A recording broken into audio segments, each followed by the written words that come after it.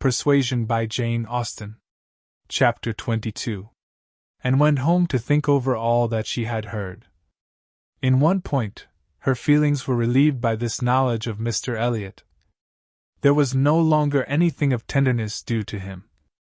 He stood as opposed to Captain Wentworth, in all his own unwelcome obtrusiveness, and the evil of his attentions last night, the irremediable mischief he might have done, was considered with sensations unqualified, unperplexed.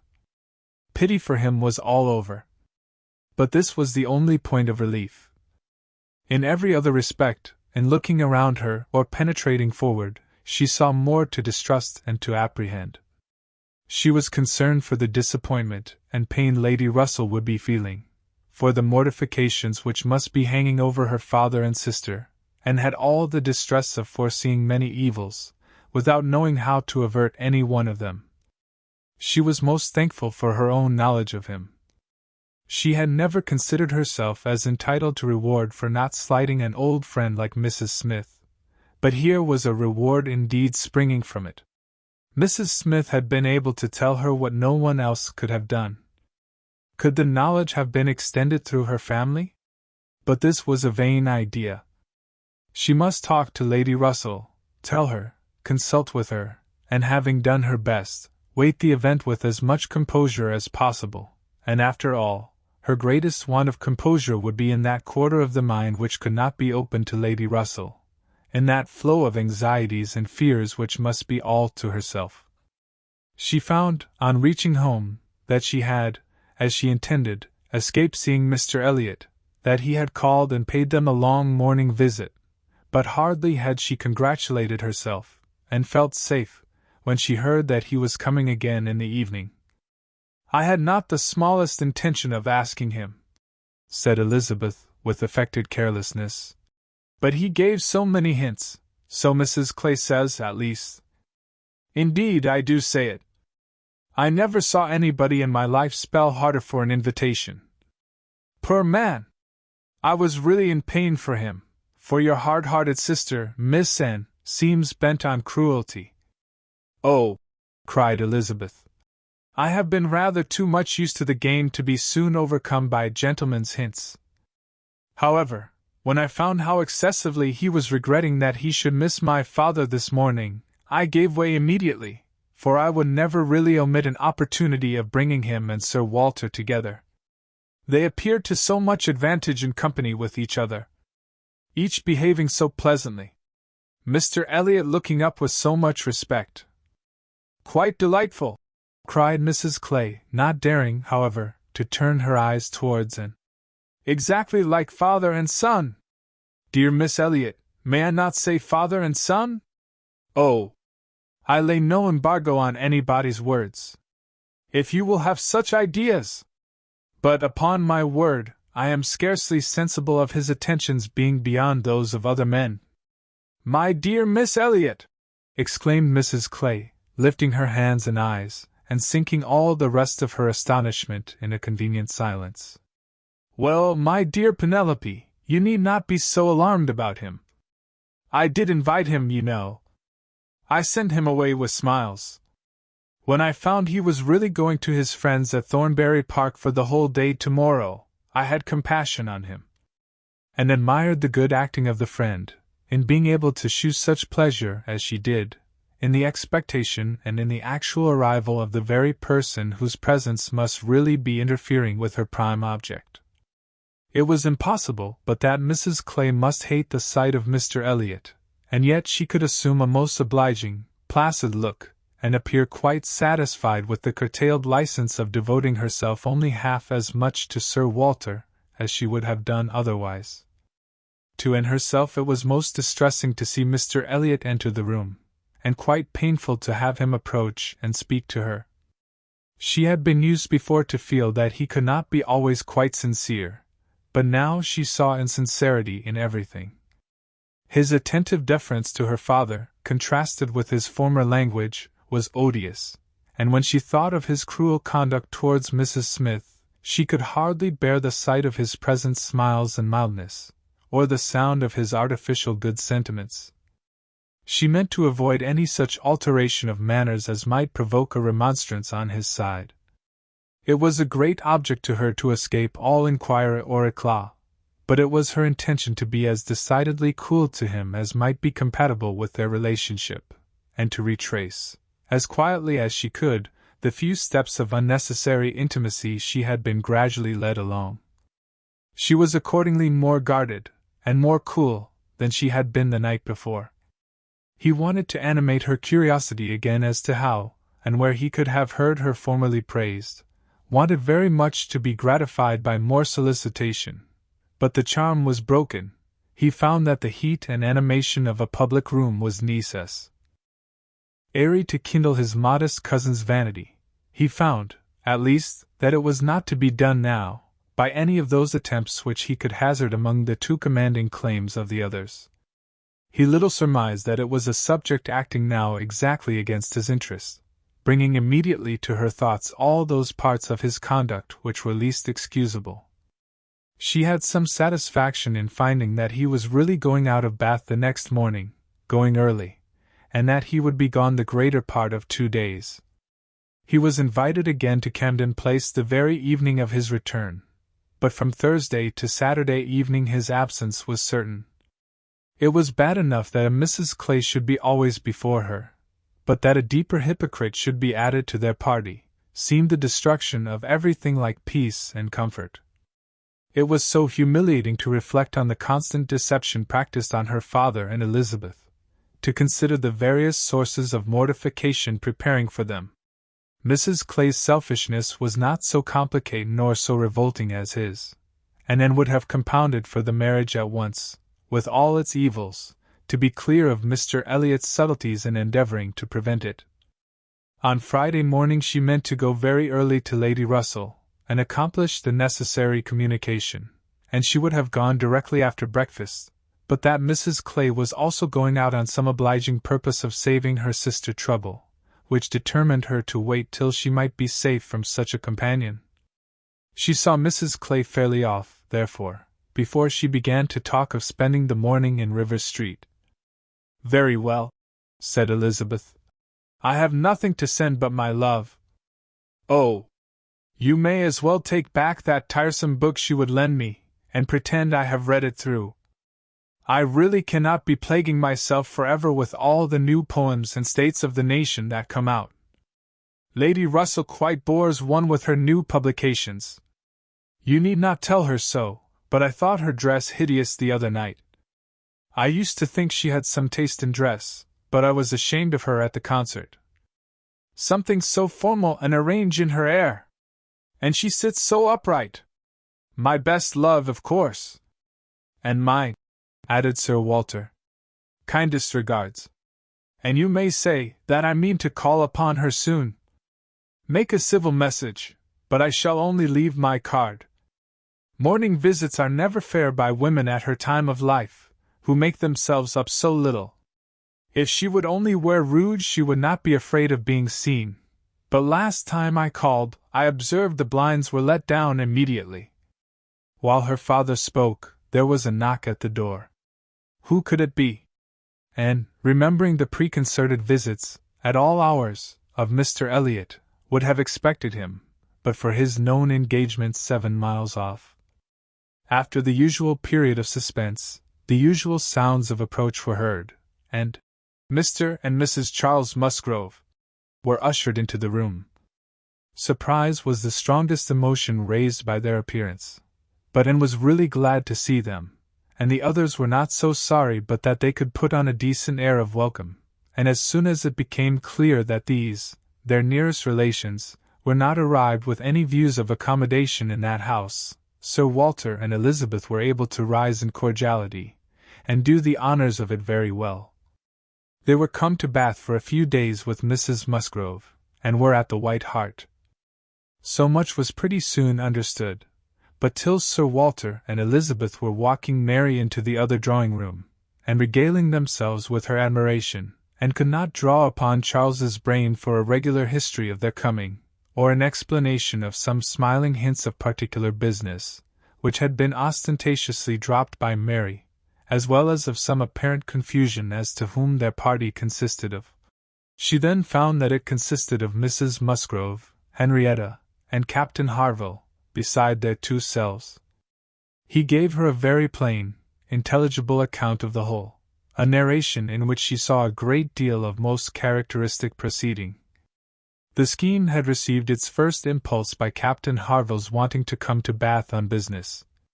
He had begun to talk of it a week ago, and by way of doing something, as shooting was over, Charles had proposed coming with him, and Mrs. Harville had seemed to like the idea of it very much, as an advantage to her husband, but Mary could not bear to be left, and had made herself so unhappy about it, that for a day or two everything seemed to be in suspense, or at an end. But then, it had been taken up by his father and mother. His mother had some old friends in Bath whom she wanted to see. It was thought a good opportunity for Henrietta to come and buy wedding clothes for herself and her sister, and in short, it ended in being his mother's party, that everything might be comfortable and easy to Captain Harville, and he and Mary were included in it by way of general convenience. They had arrived late the night before. Mrs. Harville, her children, and Captain Benwick remained with Mr. Musgrove and Louisa at Uppercross. Anne's only surprise was, that affairs should be in forwardness enough for Henrietta's wedding clothes to be talked of. She had imagined such difficulties of fortune to exist there as must prevent the marriage from being near at hand, but she learned from Charles that, very recently, since Mary's last letter to herself, Charles Hayter had been applied to by a friend to hold a living for a youth who could not possibly claim it under many years, and that on the strength of his present income, with almost a certainty of something more permanent long before the term in question, the two families had consented to the young people's wishes, and that their marriage was likely to take place in a few months, quite as soon as Louisa's.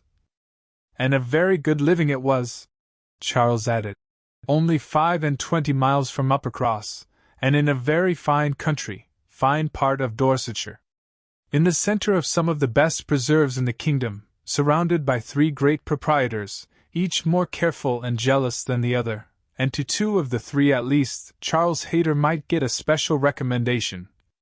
Not that he will value it as he ought, he observed. Charles is too cool about sporting. That's the worst of him. I am extremely glad indeed, cried Anne, particularly glad that this should happen, and that of 2 sisters, who both deserve equally well, and who have always been such good friends, the pleasant prospect of one should not be dimming those of the other, that they should be so equal in their prosperity and comfort. I hope your father and mother are quite happy with regard to both. Oh, yes. My father would be well pleased if the gentleman were richer, but he has no other fault to find. Money, you know, coming down with money, 2 daughters at once, it cannot be a very agreeable operation, and it straightens him as to many things. However, I do not mean to say they have not a right to it. It is very fit they should have daughters' shares, and I am sure he has always been a very kind, liberal father to me. Mary does not above half like Henrietta's match. She never did, you know. But she does not do him justice, nor think enough about Winthrop. I cannot make her attend to the value of the property. It is a very fair match, as times go, and I have liked Charles Hayter all my life, and I shall not leave off now. Such excellent parents as Mr. and Mrs. Musgrove, exclaimed Anne, should be happy in their children's marriages. They do everything to confer happiness, I am sure. What a blessing to young people to be in such hands! Your father and mother seem so totally free from all those ambitious feelings which have led to so much misconduct and misery, both in young and old. I hope you think Louisa perfectly recovered now? He answered rather hesitatingly. Yes, I believe I do, very much recovered, but she is altered. There is no running or jumping about, no laughing or dancing, it is quite different. If one happens only to shut the door a little hard, she starts and wriggles like a young dabchick in the water, and Benwick sits at her elbow, reading verses, or whispering to her, all day long. And could not help laughing. "That cannot be much to your taste, I know," said she. "But I do believe him to be an excellent young man." "To be sure he is.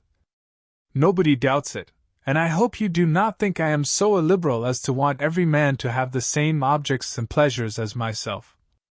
I have a great value for Benwick, and when one can but get him to talk, he has plenty to say. His reading has done him no harm, for he has fought as well as read. He is a brave fellow. I got more acquainted with him last Monday than ever I did before. We had a famous set to at rat hunting all the morning in my father's great barns, and he played his part so well that I have liked him the better ever since." Here they were interrupted by the absolute necessity of Charles's following the others to admire mirrors and china, and had heard enough to understand the present state of Uppercross, and rejoice in its happiness, and though she sighed as she rejoiced, her sigh had none of the ill will of envy in it. She would certainly have risen to their blessings if she could, but she did not want to lessen theirs. The visit passed off altogether in high good humor.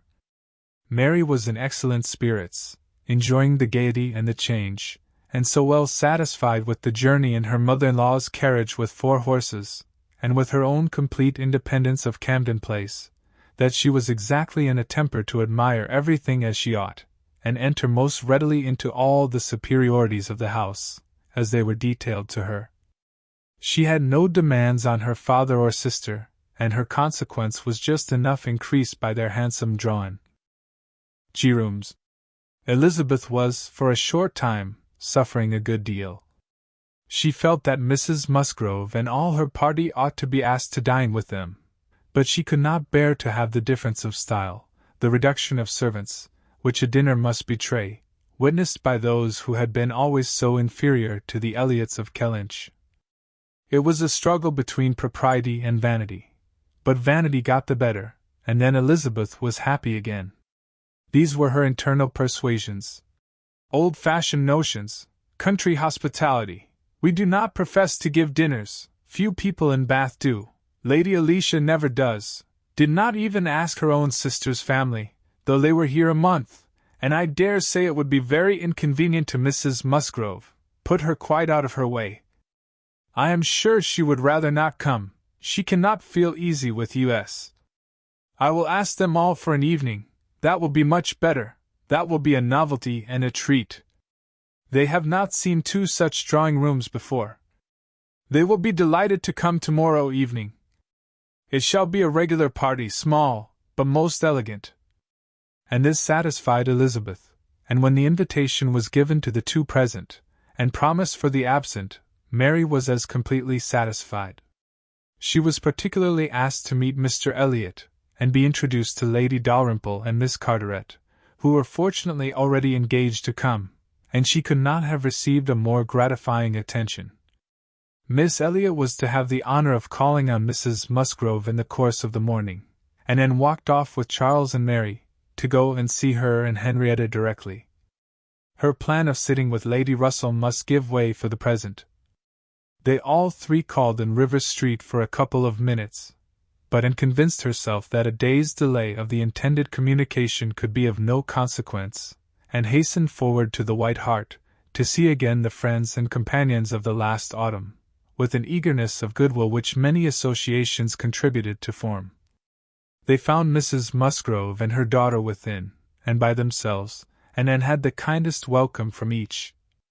Henrietta was exactly in that state of recently improved views, of fresh-formed happiness, which made her full of regard and interest for everybody she had ever liked before at all, and Mrs. Musgrove's real affection had been won by her usefulness when they were in distress. It was a heartiness, and a warmth, and a sincerity which delighted in the more, from the sad want of such blessings at home. She was entreated to give them as much of her time as possible, invited for every day and all day long, or rather claimed as part of the family, and in return, she naturally fell into all her wonted ways of attention and assistance, and on Charles's leaving them together, was listening to Mrs. Musgrove's history of Louisa, and to Henrietta's of herself, giving opinions on business, and recommendations to shops, with intervals of every help which Mary required, from altering her ribbon to settling her accounts, from finding her keys, and assorting her trinkets, to trying to convince her that she was not ill-used by anybody, which Mary, well amused as she generally was, in her station at a window overlooking the entrance to the pump-room, could not but have her moments of imagining. A morning of thorough confusion was to be expected. A large party in an hotel ensured a quick-changing, unsettled scene. 5 minutes brought a note, the next a parcel, and Anne had not been there half an hour, when their dining-room, spacious as it was, seemed more than half filled. A party of steady old friends were seated around Mrs. Musgrove, and Charles came back with Captains Harville and Wentworth. The appearance of the latter could not be more than the surprise of the moment. It was impossible for her to have forgotten to feel that this arrival of their common friends must be soon bringing them together again. Their last meeting had been most important in opening his feelings. She had derived from it a delightful conviction, but she feared from his looks that the same unfortunate persuasion, which had hastened him away from the concert-room, still governed.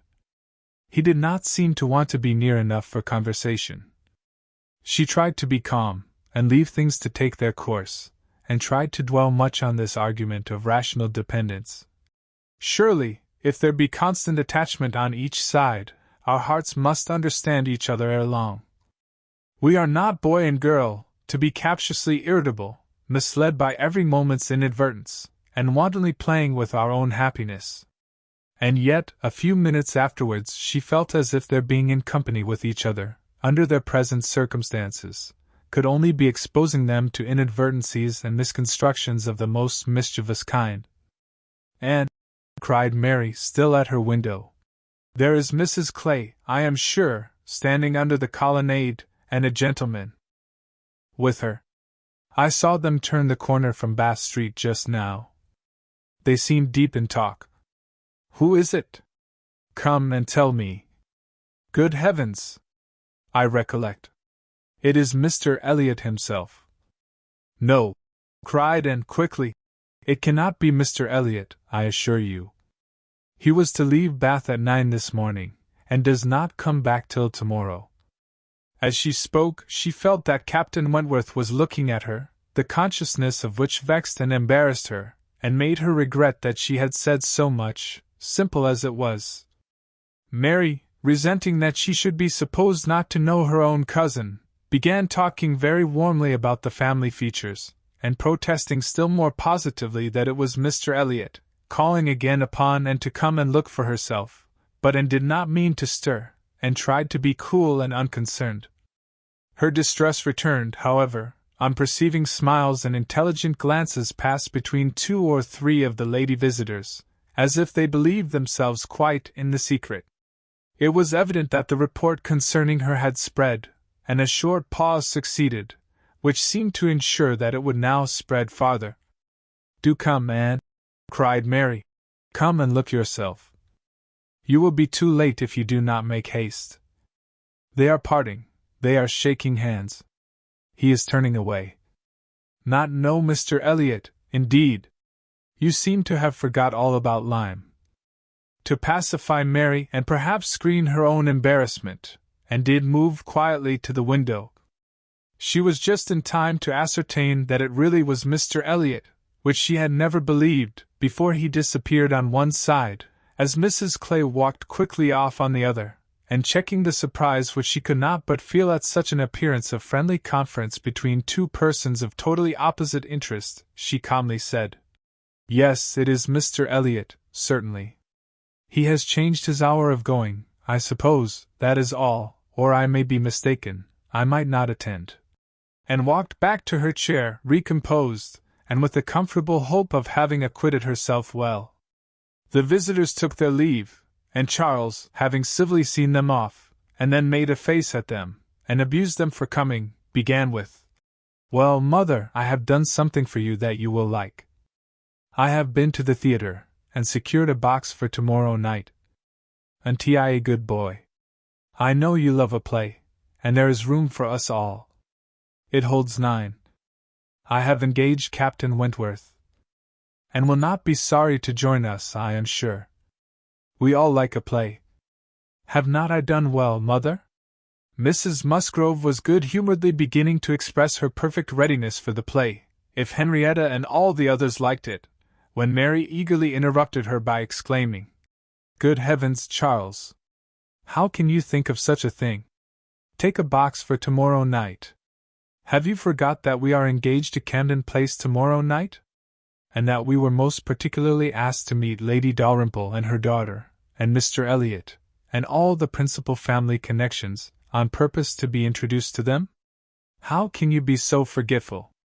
"Fool! Fool!" replied Charles. "What's an evening party? Never worth remembering. Your father might have asked us to dinner, I think, if he had wanted to see us. You may do as you like, but I shall go to the play." "Oh, Charles, I declare it will be too abominable if you do, when you promised to go." "No, I did not promise. I only smirked and bowed, and said the word happy. There was no promise. But you must go, Charles. It would be unpardonable to fail. We were asked on purpose to be introduced. There was always such a great connection between the Dalrymples and ourselves. Nothing ever happened on either side that was not announced immediately. We are quite near relations, you know, and Mr. Elliot too, whom you ought so particularly to be acquainted with. Every attention is due to Mr. Elliot. Consider my father's heir, the future representative of the family." "Don't talk to me about heirs and representatives," cried Charles. "I am not one of those who neglect the reigning power to bow to the rising Sunday. If I would not go for the sake of your father, I should think it scandalous to go for the sake of his heir. What is Mr. Elliot to me?" The careless expression was life to him, who saw that Captain Wentworth was all attention, looking and listening with his whole soul, and that the last words brought his inquiring eyes from Charles to herself. Charles and Mary still talked on in the same style, he, half serious and half jesting, maintaining the scheme for the play, and she, invariably serious, most warmly opposing it, and not omitting to make it known that, however determined to go to Camden Place herself, she should not think herself very well used if they went to the play without her. Mrs. Musgrove interposed. "We had better put it off. Charles, you had much better go back and change the box for Tuesday. It would be a pity to be divided, and we should be losing Miss and too. If there is a party at her father's, and I am sure either Henrietta nor I should care at all for the play, if Miss and could not be with us." And felt truly obliged to her for such kindness, and quite as much so for the opportunity it gave her of decidedly saying, "If it depended only on my inclination, ma'am, the party at home, excepting on Mary's account, would not be the smallest impediment. I have no pleasure in the sort of meeting, and should be too happy to change it for a play, and with you. But it had better not be attempted, perhaps." She had spoken it, but she trembled when it was done, conscious that her words were listened to, and daring not even to try to observe their effect. It was soon generally agreed that Tuesday should be the day, Charles only reserving the advantage of still teasing his wife, by persisting that he would go to the play tomorrow if nobody else would.